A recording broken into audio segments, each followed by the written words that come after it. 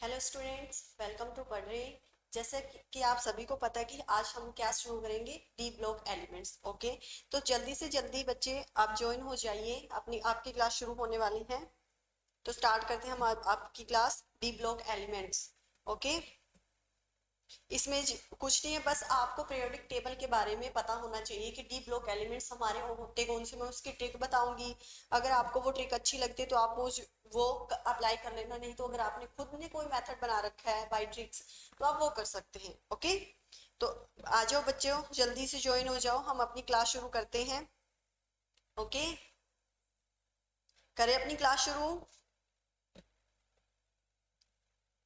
D block element, तो इसके बाद कोऑर्डिनेशन करेंगे तो हमारा इनऑर्गेनिक का पार्ट फिनिश हो जाएगा। फिर हम फिजिकल स्टार्ट करेंगे और हमारी ऑर्गेनिक की यूनिट रहती है अमाइंस। ठीक है, उसके बाद फिर हम आपको sample paper questions, previous year questions practice करवाएंगे और मैराथन भी होगा आपका। ठीक है, और एग्जाम की बहुत अच्छी तैयारी करवाई जाएगी आपकी। चलो शुरू करते हैं आज हम अपनी क्लास। ओके, देखो D block element, D block element में देखिए हमारे क्या होते हैं। हमारे डी ब्लॉक एलिमेंट्स कौन से होते हैं? अब देखो, जो ये डार्क कलर आपको दिखाई दे रहा होगा, ये जो डार्क कलर से हमारे शो, ये हमारे डी ब्लॉक एलिमेंट्स हैं। ओके, डी ब्लॉक एलिमेंट्स को ट्रांजिशन मेटल्स भी बोलते हैं, लेकिन सारे ही D block elements transition metals नहीं होते। क्यों? क्योंकि हमारे ये वाले देखो, जिंक, कैडमियम एंड मर्करी, ये हमारे D block transition metal elements नहीं होते, क्योंकि इनका जो इलेक्ट्रॉनिक कॉन्फ़िगरेशन है वो फुलफिल होता है।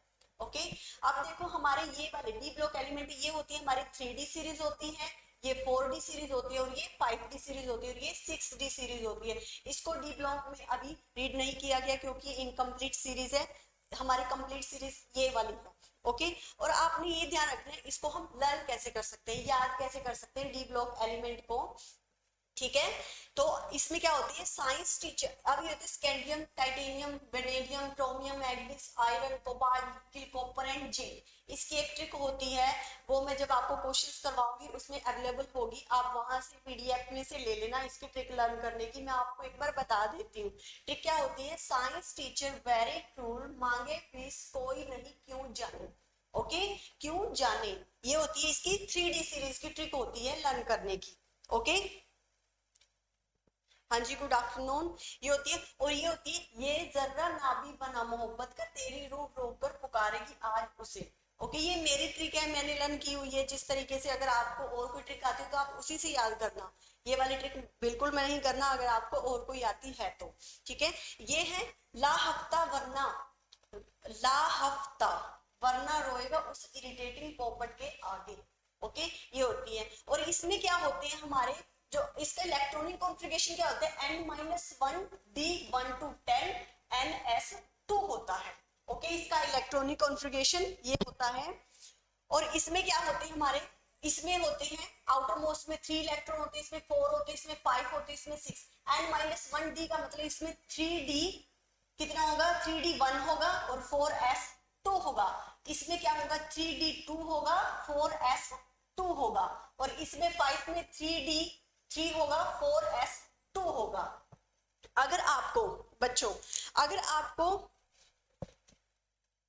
ठीक है, चलो देखो, अगर आपको ये वाली जो सीरीज है आपको नहीं आती तो आप इस तरीके से याद कर सकते हैं जैसे मैंने बताया है। इसको मैं अलग से लिख के आपको जब एमसीक्यूज करवाए जाएंगे उसमें ये लिस्ट अवेलेबल होगी ट्रिक वाली कि ये कैसे इसको लर्न करना है।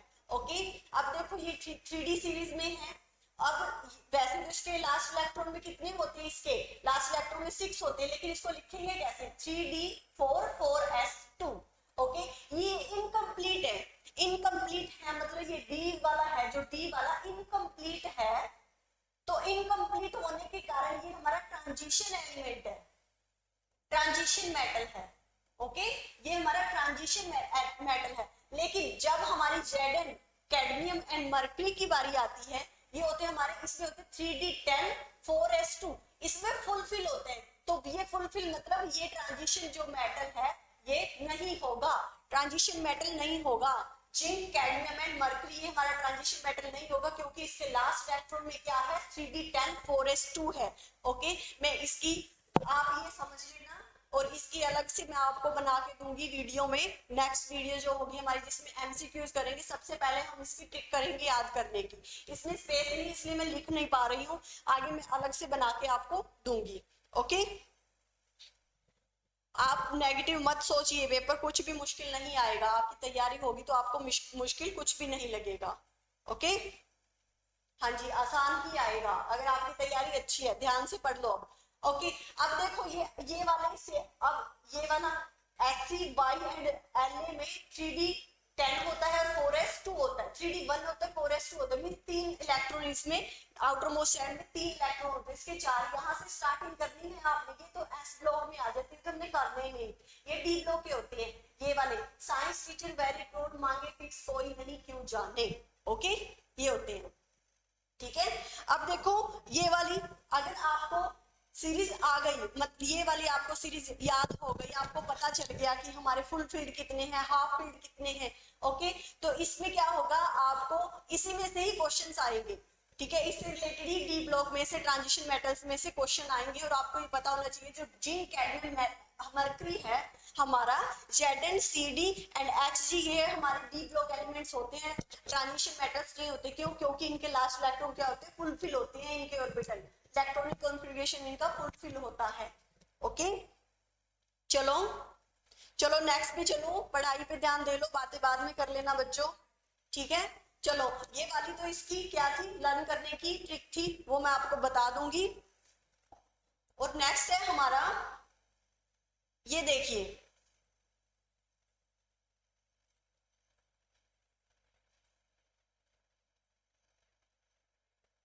इन्होंने बताया कि ट्रांजिशन एलिमेंट मैंने बता दिया वो होते हैं in which one have incomplete field orbitals. जैसे जो हमारा स्कैंडियम था, उसमें स्कैंडियम में लास्ट इलेक्ट्रॉन में 3 इलेक्ट्रॉन होते हैं, लास्ट आउटमोस्ट इलेक्ट्रॉन 3 होते हैं, तो इसमें क्या होगा 3d1 एंड 4s2 होगा।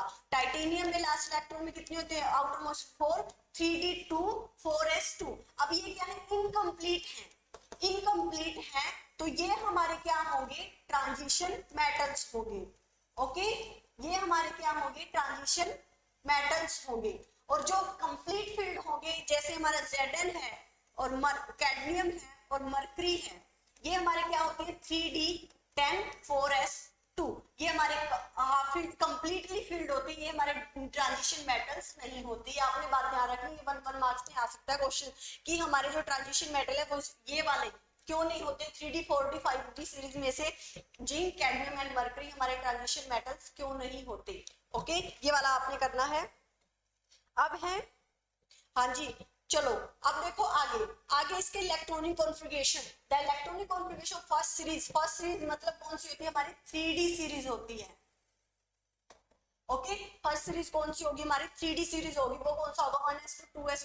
आप देखो यहाँ पर तो आप जो हीलियम नोबल गैसेज होती हैं, हमारा जो जिनोन है वो आ जाएगा, यहाँ पर जिनोन नहीं आएगा, हमारा क्रिप्टोन आ जाएगा, मान लो अगर 18 है तो उसके अकॉर्डिंग। तो ये देखो हमारा D1 to 10 होगा, 4s2 मींस अगर स्कैंडियम है तो D हमारा 1 हो जाएगा। ओके, और सेकंड है जो सेकंड सीरीज होती है, सेकंड सीरीज 2d सीरीज होती है, वो कौन सी होगी, ये वाली होगी, इसमें D10 होगा और 4s2 होगा, 4d10 होगा, और इसमें क्या होगा 5d10 1 to 10 एंड 6s2 होगा। ओके, इसमें ये हो गई इसकी इलेक्ट्रॉनिक कॉन्फ़िगरेशन है 3d 4d and 5d series में। ओके, चलो आगे चलते हैं।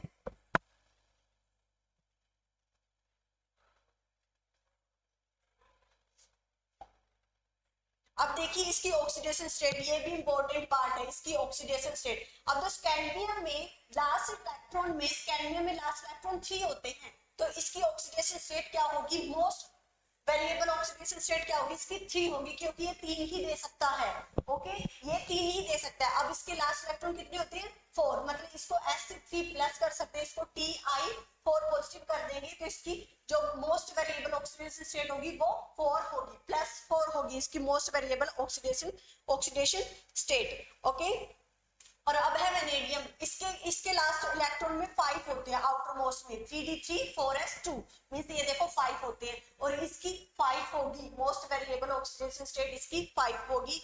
अब है क्रोमियम, क्रोमियम में क्या होते हैं 6 होते हैं, और इसकी मोस्ट वेरिएबल ऑक्सीडेशन स्टेट क्या होगी 6 होगी। इन ट्रांजिशन मेटल में से सबसे हाईएस्ट ऑक्सीडेशन स्टेट होती है +7, किसकी होगी वो मैग्नीज की होगी, और सीरीज के अकॉर्डिंग मैग्नीज के नीचे 5d सीरीज और 4d सीरीज में क्या आता है वो भी 3d 4d और 5d सीरीज में ऐसे ही सबकी ऑक्सीडेशन स्टेट होगी, जो स्कैंडियम के नीचे आएगा, टाइटेनियम के नीचे आएगा, ओके, वेनेडियम क्रोमियम के नीचे आएगा।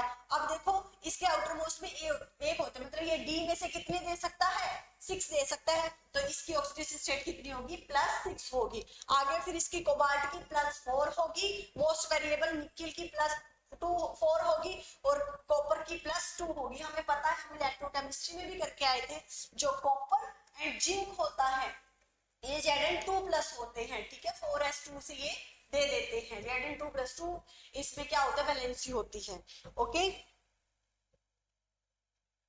ओके। चलो ये तो होगी हमारी ऑक्सीडेशन स्टेट, ये आपने याद रखनी है हमारी, वैसे तो ये होती है लेकिन मोस्ट कॉमन ऑक्सीडेशन स्टेट हमारी ये होती है सीरीज के अकॉर्डिंग, ओके। अब देखिए आगे चलते हैं हम, ये देखो the transition metal found in two form complexes, small size होता है ट्रांजिशन मेटल्स का, have charge on the metal ions, इनके ऊपर मतलब ये क्या करते हैं, इनके ऊपर कोई ना कोई चार्ज होता है क्योंकि वैलेंसी होती है, और ये क्या करते हैं किसी भी लोन पेयर के साथ अटैच हो जाते हैं, जैसे कॉम्प्लेक्स बनाते हैं, कोऑर्डिनेशन कंपाउंड में देखा था ना आपने, जैसे क्या था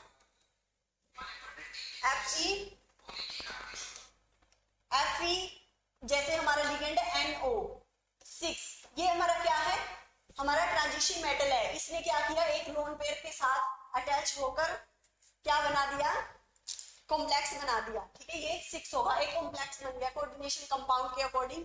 availability of vacant D orbitals, इनके पास वेकेंट डी ऑर्बिटल की अवेलेबिलिटी होती है to accept lone pair of electrons donate by the other group of bonds ligands. अब देखो लिगेंड्स कौन कौन से होते हैं जिनके ऊपर लोन पेयर ऑफ इलेक्ट्रॉन्स होते हैं, ओके वो हमारे क्या होते हैं लिगेंड्स होते हैं, लोन पेयर ऑफ इलेक्ट्रॉन्स, जैसे हमारा H2O था, NH3, carbon monoxide, nitric oxide, ये हमारे क्या होती है लिगेंड्स होते हैं, इसमें नॉन मेटल होते हैं, इसमें लोन पेयर ऑफ इलेक्ट्रॉन्स होते हैं, इनके ऊपर भी इनके ऊपर भी, ठीक है, लोन पेयर्स ऑफ इलेक्ट्रॉन्स होते हैं इनके ऊपर, और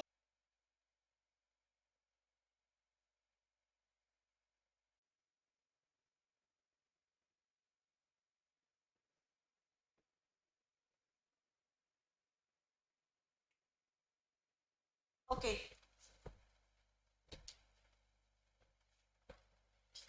चलो हम स्टार्ट करते हैं, थोड़ी प्रॉब्लम हो गई थी, टेक्निकल प्रॉब्लम हो गई थी। चलो देखिए जैसा कि आपको पता है कि पैरामैग्नेटिक और डायमैग्नेटिक हमने मैग्नेटिक प्रॉपर्टी बतानी है किसकी डी ऑर्बिटल्स की, एक तो होते हैं हमारे पैरामैग्नेटिक होता है और एक होता है हमारा डायमैग्नेटिक होता है। पैरामैग्नेटिक वो होता है जिसमें अनपेयर्ड इलेक्ट्रॉन हो, जिसमें पेयरिंग नहीं होती, जैसे हमने 3d5 ले लेंगे, 3d5 ले लिया, अब इवन ओड का भी लगा सकते हो, अगर इवन है तो वहां पेयरिंग होगी, अगर ओड है तो वहां पेयरिंग नहीं होगी, मींस इवन हमारे डी ऑर्बिटल्स क्या होंगे डायमैग्नेटिक होंगे, ठीक है, इससे भी आप याद कर सकते हो। अब चल रही है ओके ठीक है चलो ओके देखो ये 3d5 है, इसमें क्या है हमने फिल कर दिया, अगर इसकी पेयरिंग करेंगे 1 2 3 4 5 है, एक अनपेयर्ड इलेक्ट्रॉन रह गया, एक अनपेयर्ड इलेक्ट्रॉन रहने पर ये क्या हो जाता है पैरामैग्नेटिक सब्सटेंस हो जाता है, ठीक है, मींस ये हमारा ओड था, ओड वैल्यू क्या होगी इसमें पैरामैग्नेटिक होगी। अगर हमारा इवन है मींस 3d6 है, इसको इलेक्ट्रॉन फिल करो 1 2 3 4 5 6 है, इसकी अगर हम पेयरिंग करें 1 2 3 4 5 6 तो इसमें क्या होगी पेयरिंग होगी, एक भी अनपेयर्ड इलेक्ट्रॉन नहीं है, सभी पेयरिंग में है, तो ये होगा हमारा डायमैग्नेटिक होगा। तो आपको 1 या 2 मार्क्स में ही क्वेश्चन आ सकता है कि मैग्नेटिक प्रॉपर्टी बताओ, डायमैग्नेटिक या पैरामैग्नेटिक, आपसे ऐसे भी पूछ सकते हैं, मान लो आपको पूछे कि Fe2 पॉजिटिव मींस Fe में देखो 8 इलेक्ट्रॉन होते हैं, सबको पता है आउटर मोस्ट में 8 होते हैं, अगर Fe2 पॉजिटिव होगा तो मींस 2 तो इसमें से क्या हो जाएंगे माइनस हो जाएंगे, तो 6 रह जाएगा, तो D6 हो गया 3d6, इसको फिल करो, पूछेंगे कि Fe2 पॉजिटिव हमारा डायमैग्नेटिक होगा या पैरामैग्नेटिक होगा, ठीक है, ये पूछ सकते हैं कि हमारा Fe2 पॉजिटिव डायमैग्नेटिक होगा या फिर पैरामैग्नेटिक होगा, तो आपने बता बताना है 3d6 है मीन्स ये क्या होगा, डायमैग्नेटिक होगा, ओड वैल्यू है। ओके, ये आपने बताना है, आपको क्वेश्चंस में बिल्कुल क्लियर हो जाएगा डायमैग्नेटिक और पैरामैग्नेटिक का। ओके, अब देखो there are two fundamental source of substance, two fundamental हो इसमें ये बताया कि the magnetic properties of D block elements are detected by the number of unpaired electrons in it. Number of unpaired electrons, उनकी pairing से हमें पता चलता है। ठीक है, अब देखो यहाँ पर देखिए, यहाँ पर क्या होता है, टू टाइप्स के होते हैं, मैंने बता दिया, पैरामैग्नेटिक होगा और डायमैग्नेटिक होगा। इसमें इवन डी ऑर्बिटल्स होंगे, इसमें इवन डी ऑर्बिटल्स होंगे। ठीक है, जैसे क्या होगा, D2, D4, D6, D8, D10। ठीक है, ये होंगे, इसमें क्या होंगे, ओड होंगे, ओड डी ऑर्बिटल्स होंगे। ठीक है, अब क्या होगा, इसमें D1, D3, D5, D7, D9 ये होती है। ठीक है, यहाँ से पता चल गया, इवन होंगे तो हमारा पेयरिंग होगी, मींस डायमैग्नेटिक होगा। इसमें क्या बोला कि कंप्लीटली फिल्ड डी ऑर्बिटल्स, इसमें क्या है, incomplete field D orbital. Okay, ये इसकी मैग्नेटिक प्रॉपर्टीज है। अब है हमारा मेल्टिंग एंड बॉइलिंग पॉइंट्स हमने करना है। इसमें क्या होगा, they have high melting and boiling points. जो ट्रांजिशन मेटल्स होते हैं उनका हमारा बहुत ही high melting and boiling points high होता है इनमें। ठीक है, जो हमारे ट्रांजिशन मेटल्स होते हैं, क्योंकि इनके पास अवेलेबिलिटी होती है, वेकेंट डी ऑर्बिटल होता है इनके पास। ओके, अब देखो, this can be created to the nearest solid metallic bond which is overlapping and ये ओवरलैप कर सकते हैं। ओवरलैप कैसे करेंगे, दूसरे ऑर्बिटल्स के साथ, किसी दूसरे लिगेंड के साथ ओवरलैप करेंगे। क्यों, क्योंकि इनके पास वेकेंट डी ऑर्बिटल होता है, इसलिए ओवरलैप करके कोवलेंट बॉन्ड बना सकते हैं। ठीक है, जैसे वही है, Fe ने CO लिगेंड से ओवरलैप करके एक कॉम्प्लेक्स बना दिया, मींस इसने कोवलेंट बॉन्ड बना दिया ना, इसके साथ बॉन्ड बना दिया है। अब जिंक, कैडमियम एंड मरकरी जो कि हमारे ट्रांजिशन मेटल नहीं होते, ओनली डी ब्लॉक एलिमेंट होते हैं, क्योंकि इसमें क्या होते हैं, फील्ड होते हैं, डी ऑर्बिटल फुल फील्ड होते हैं, फुल फील्ड।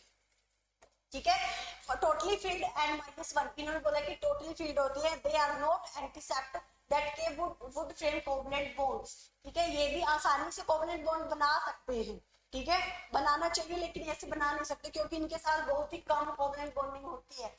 ठीक है, they demonstrate lower melting points at compared to d block element। इनका क्या होता है, सारे जो डी ब्लॉक एलिमेंट होते हैं उनका high melting and boiling point है, बट जो जिंक, कैडमियम एंड मरकरी है उसका लो मेल्टिंग पॉइंट होता है। क्यों, क्योंकि वो क्या होती है, फुल फील्ड होते हैं, फुल फील्ड डी ऑर्बिटल्स होते हैं, किसी के साथ बॉन्ड बनाएंगे नहीं क्योंकि ये ऑक्टेट इन्होंने अपना कंप्लीट किया हुआ है।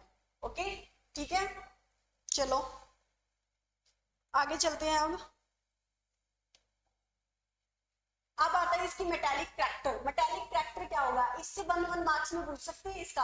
अब देखो, all transition elements are metallic nature. Metallic nature होते हैं मींस मेटल तो होते स्ट्रॉन्ग मेटल होते हैं, किसी के साथ भी लिगेंड के साथ कॉम्प्लेक्स बना देते हैं। They have strong metallic bonds, this is because presence of unpaired electrons. Metallic strong metallic bond होते हैं, अनपेयर्ड इलेक्ट्रॉन होने की वजह से ये किसी के साथ भी अच्छा बॉन्ड बना सकते हैं, स्ट्रॉन्ग बॉन्ड बना सकते हैं किसी के साथ भी। ठीक है, और यही इसका बताना है, इसका high melting and boiling points होते हैं, हाई डेंसिटी होती है, हाई एंथैल्पीज ऑफ एटोमाइजेशन होती है, हाई होता है सब कुछ इसमें। ठीक है, अगर atomic radius, the atomic radius decrease, इसमें उल्टा होता है। अब देखो, एटॉमिक रेडियस क्या था, सब में क्या था, ऊपर से नीचे आते थे, हमारी एटॉमिक रेडियस इंक्रीज होती थी। ठीक है, इसमें क्या डिक्रीज हो रही है, स्कैंडियम टू क्रोमियम जाएंगे, स्कैंडियम इन्होंने लेफ्ट टू राइट, हाँ लेफ्ट टू राइट तो डिक्रीज ही होती थी सब में, इसमें भी लेफ्ट टू राइट जाएंगे, लेकिन स्कैंडियम, टाइटेनियम, वेनेडियम, क्रोमियम और मैग्नीज, फिर Fe है। अगर यहाँ से यहाँ तक, यहाँ स्कैंडियम से क्रोमियम तक जाएंगे तो हमारी क्या है, एटॉमिक रेडियस डिक्रीज होगी। क्यों, क्योंकि इसमें क्या है, इफेक्टिव न्यूक्लियर चार्ज इंक्रीज होगा। बट यहाँ पर क्या आ जाएगा, FeCO पर आके हमारी जो एटॉमिक रेडियस वो ऑलमोस्ट सेम हो जाती है, इन तीनों की सेम हो जाती है। क्यों, क्योंकि यहाँ पर क्या हो जाता है, इफेक्टिव न्यूक्लियर चार्ज कैंसिल हो जाता है। क्यों हो जाता है, क्योंकि यहाँ पर शील्डिंग इफेक्ट ज्यादा आ जाता है। ठीक है, इनके पास इलेक्ट्रॉन ज्यादा होता है तो रिपल्शन करना स्टार्ट कर देते हैं।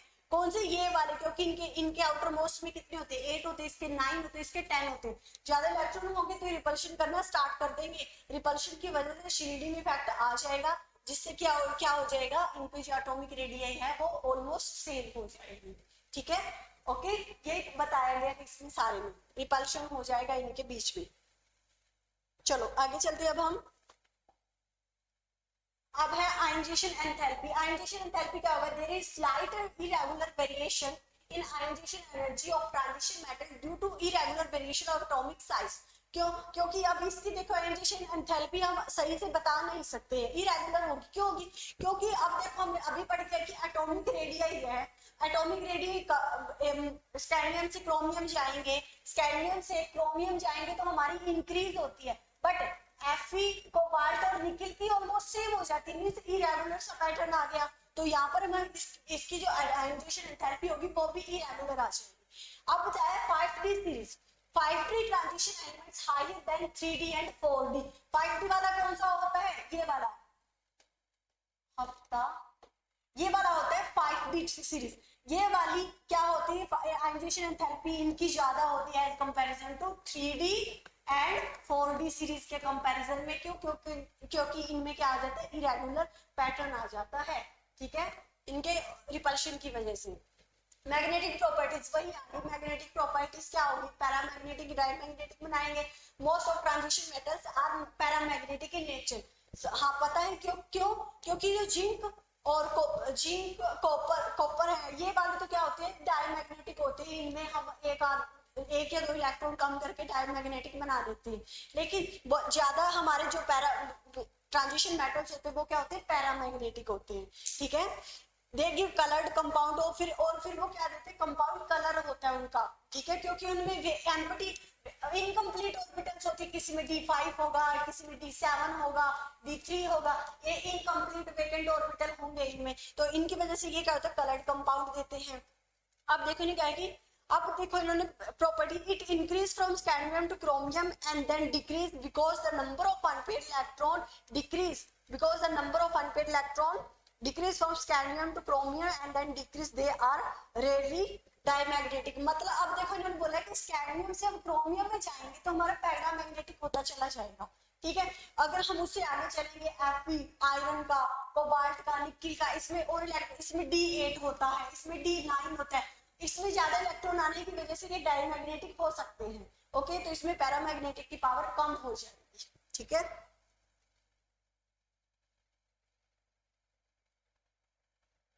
ओके, हाँ जी, पास होने लायक ही मैं करवा रही हूँ इसमें। अब है कैटालाइटिक प्रॉपर्टीज, ये कैटालिस्ट का एज ए कैटालिस्ट का काम करते हैं। आपने देखा होगा हैब्रो प्रोसेस, हैब्रो प्रोसेस कितनी कैसे थी, N2 + 3H2 NH3 था, 3H2 था। ठीक है, यहाँ पर हीट किया था, आई थिंक आयरन में किया था, पता नहीं निकिल के साथ किया था, तो हमारा 2NH3 था। ठीक है, हैब्रो प्रोसेस में ये क्या करता था, एज ए कैटालिस्ट का काम करता था।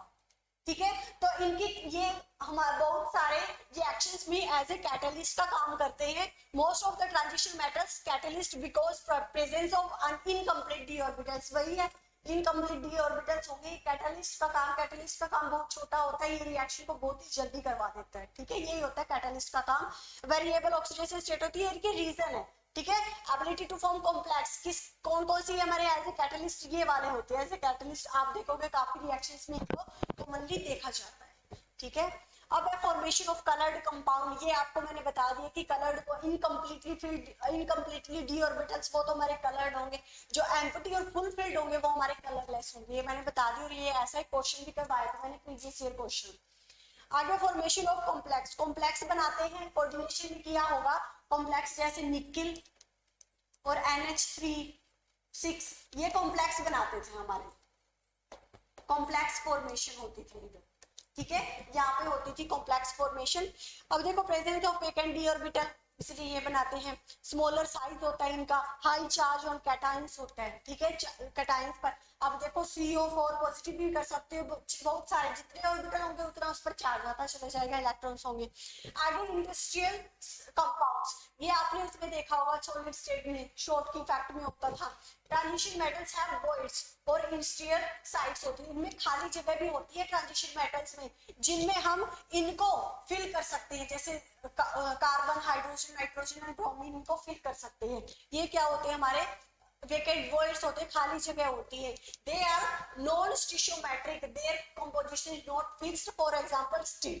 ये वाला आप दे सकते हैं एग्जांपल, नहीं तो आपने बताना है कि ये साइट कौन सी होती है, इंटरस्टिशियल साइट्स कौन सी होती है। ओके